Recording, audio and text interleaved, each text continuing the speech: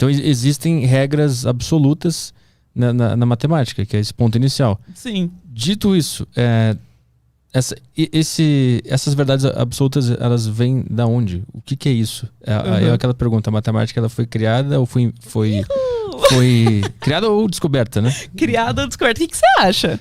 Eu falei pro Guizoli que eu acho que ela foi descoberta. Você acha por quê? Conta pra mim, Arthur. Obrigado. Não sei, porque parece que ela já estava aí e o cara acessou aquela ideia que já existia. A gente até tinha conversado, eu e o Guizoli aqui, ele deu o exemplo da roda. Ele perguntou, tu acha que a roda foi inventada ou descoberta? Para mim ela foi descoberta, ela já existia como potencial. Ela já existia como possibilidade no mundo das ideias. E o ser humano descobriu. Para mim, eu acho... É que eu vi aquele documentário na Netflix que fala sobre o número pi. Já viu? Sei. E aí eu vi aquilo e pensei, bom, então a matemática ela simplesmente foi descoberta. A gente entendeu que ela existe. O Guizoli e você estão no mesmo time? Eu acho que... Não, ele disse que ele é do criada. Ele acredita que o ser humano criou. Olha só. Tô desatualizada com os papos com o Guizoli. Eu preciso conversar mais com ele sobre isso. Mas ele não foi tão enfático assim. Ele tava meio que em dúvida. Meio que em dúvida. Acho que o principal é dizer, gente, é igual futebol isso aí, né? Ninguém tem uma resposta certa. É tipo, torce pro time que você quiser, da criada ou da descoberta. O importante é mais a discussão do que chegar numa resposta, né? Eu já fui muito do time descoberta. Assim, muito. Eu defendia demais a descoberta. Hoje eu acho que eu tô defendendo mais a criada.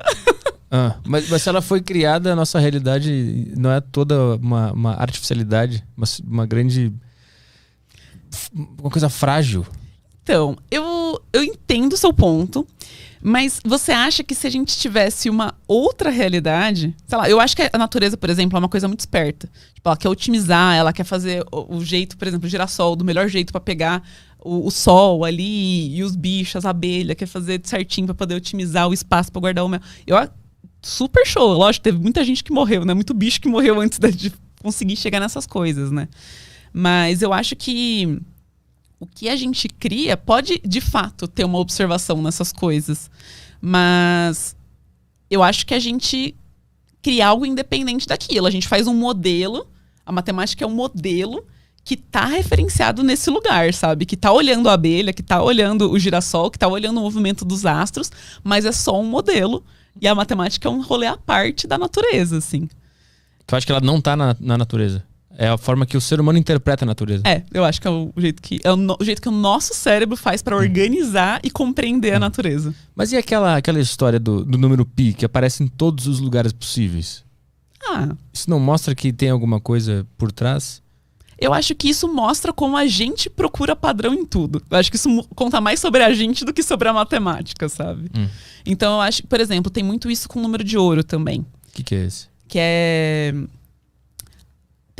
O número de ouro é basicamente um número que é encontrado em vários locais. As pessoas tentam achar esse número em todos os lugares. Então, por exemplo, será que se eu dividir a largura da outdoor pela altura do outdoor, eu vou encontrar? Vai.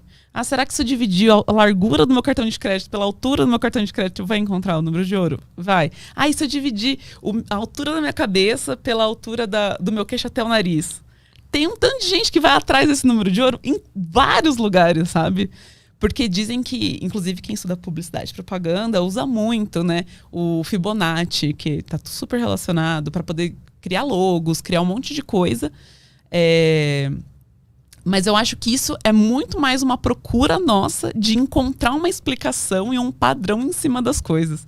Eles estão aí em vários lugares do jeito que a gente descobriu matemática, sabe? Mas eu acho que também é muito sobre a matemática, sobre a natureza, ter esses padrões entre ela para ser o mais otimizado, o melhor, que melhor funciona e tal. Então eu sou muito mais do time criada hoje do que do time descoberto. Mas quando tu acreditava que ela tinha sido descoberta, qual era o argumento? Tinha a ver com Deus? Não tinha a ver com Deus. Era muito sobre achar que essa matemática ia existir independente da gente, sabe? Hoje eu acredito muito mais que a gente se pergunta coisas que já são independentes da natureza, sabe? Mas se a gente não existisse, isso aqui teria, sei lá, 50 centímetros, 60, não sei quanto tem. Se a gente não existisse para observar, continuaria tendo tantos centímetros, ou não? Continuaria tendo comprimento. Centímetro, não sei, porque, sei lá, a gente podia chamar isso daqui de qualquer coisa, sabe? Em medida de tamanho, sabe? Igual o americano chama em pés. Chama, Sim, né? seria... Tipo, a gente que cria essas coisas, esses nomes pra essas coisas. Ah, sim. Então, eu acho que o nome na verdade, que é o reflexo da realidade. Que aí já vira a linguagem, né, da matemática. Então, independentemente de a gente chamar de centímetro ou de qualquer outro barulho que a gente faz com a nossa boca, esse fato já existiria. Sim, aqui. existiria. Então, se a gente não tivesse aqui para observar. Só que eu acho que a matemática em si não existiria, sabe? Porque eu vou tentar ir por um outro lado, assim. Eu acho que essas coisas existiriam, a gente observa ela, cria um modelo que a gente chama de matemática para poder descrever essas coisas, assim como a física faz, a química faz. E aí a gente olha essas coisas que já estão todas prontas e que já estão todas modeladas, igual Euclides já tinha modelado, ou pelo menos organizado essas ideias. E a gente começa a fazer perguntas mais sofisticadas. Perguntas que descolam disso aqui que a gente está observando, sabe? Porque quando a gente fala de pesquisadores em matemática, essas pessoas não estão mais preocupadas com a natureza, sabe? Muitas das perguntas que um doutorando, um pós-doutorando, um pesquisador em matemática vão fazer nos seus trabalhos, no seu dia a dia, você vai perguntar, por que você está fazendo isso? Ele vai falar, sei lá, só porque é muito divertido, entendeu? Não tem justificativa as coisas que a gente faz. Mas daqui a um tempo, alguém pode olhar aquilo e achar uma aplicação, sabe?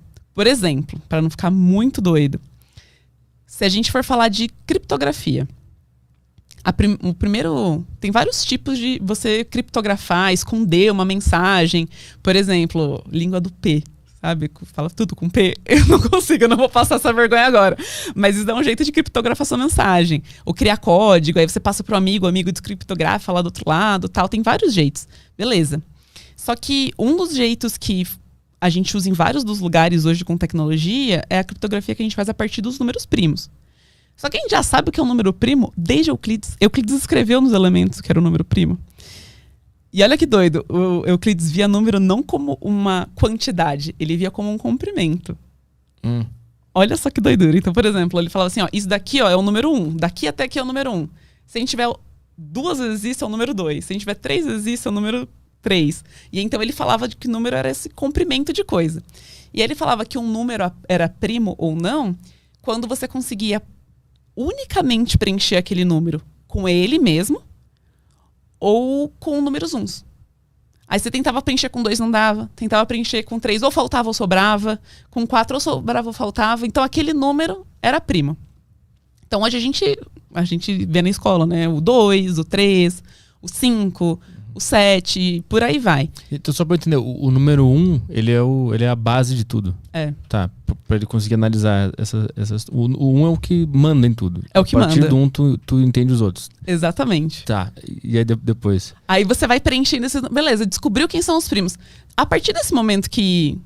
Ah, beleza, a gente chamou isso daqui de número primo, a gente começa a fazer a pergunta, tá, mas será que tem infinitos números primos? Lá em Euclides também. Ele já tinha uma forma de argumentar e falar, tem infinitos. A gente já sabe que tem infinitos. A gente consegue achar todos? Não. Tem uma fórmula para achar primo? Também não. A gente não sabe essas coisas ainda, sabe? São perguntas que desde Euclides se fazem e ainda estão sem resposta. Tudo isso para chegar hoje e falar, caraca, dá para usar esses primos aí para poder fazer criptografia, uns números gigantão, que ninguém vai achar, não sei o que lá. A gente consegue usar ele como uma chave para poder esconder as mensagens, criptografa as coisas, não sei o que lá. Então, tipo assim, é um rolê que existe há muito tempo. Que talvez Euclides não tava nem aí, entendeu? Pra tal da criptografia. Euclides tava só fazendo umas perguntas legais.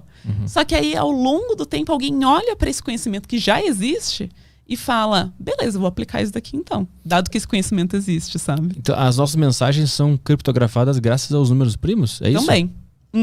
Não é o único tipo, mas é um tipo bem eficiente de criptografia. Mas como que transforma a mensagem num... Como é que o número primo age nessa criptografia? Esse número primo, ele vai basicamente esconder a mensagem, sabe? Então, quando você criptografa com seu amigo, você conta pra ele assim, ó, tem uma regra. Vamos combinar essa regra aqui. E aí você combina essa regra e tem uma chave para colocar para essa regra funcionar. E essa chave dessa regra vai ser um número primo. Ah, entendi. É isso. E aí a gente tem computador que descobre números primos muito grandes, né? A gente não precisa ficar calculando. Mas a gente tem essas procuras por números primos gigantescos, porque, enfim, aí elas vão ser essas nossas chaves para poder guardar as informações. Eu vi o teu vídeo que tu mostra lá, o maior número primo conhecido até recentemente, né? 2019, né? Que é um computador que fica rodando lá, um algoritmo para conseguir encontrar, né? E era um puta número. Sim, é gigantesco. Que o final era -1, era não sei o que é -1. É um 2 elevado a um monte de coisa, -1. É isso. Então, por exemplo, a senha da mensagem podia ser o 7. Podia ser o 7. Mas seria muito simples de descobrir a mensagem. Uhum. Então a gente usa esses números maiores, que são primos, para ser a senha da mensagem. Isso. Ah, interessante. Doideira.